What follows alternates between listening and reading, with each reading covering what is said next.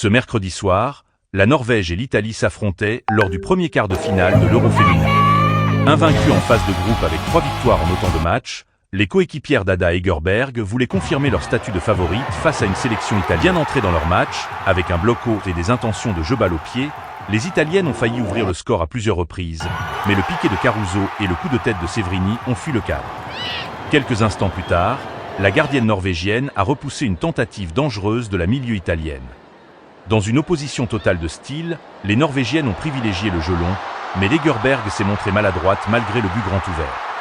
La capitaine Girelli a finalement récompensé les Italiennes de leurs efforts à la 50e minute de jeu, en prolongeant dans le but adverse un centre-tir de Kantor.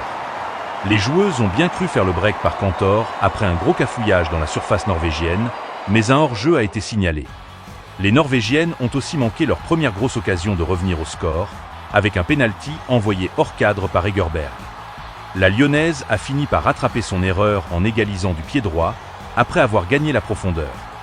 Récompensées par leur attitude incroyable, les Italiennes ont inscrit le but de la victoire au bout du temps réglementaire, synonyme de doublé pour Girelli et de qualification pour les demi-finales.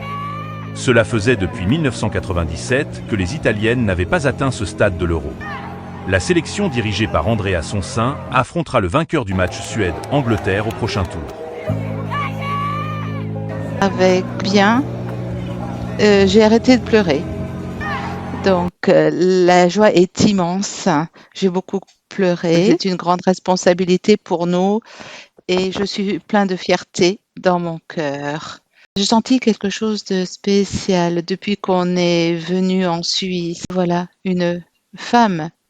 Donc, ne se trompe pas au niveau de ses sentiments. Et c'est ce qui s'est passé ce soir. Arriver à la demi-finale et être en première ligne. Donc, dans ce tournoi européen, c'est fantastique et c'est une démonstration combien cette équipe croit dès le début. Nous sommes tous déçus, évidemment, dans le vestiaire, évidemment, après les 80. C'est dur à avaler, c'est sûr. Surtout avec les chances qu'on a eues, eh bien la performance de la deuxième mi-temps, c'était vraiment magnifique, je trouve.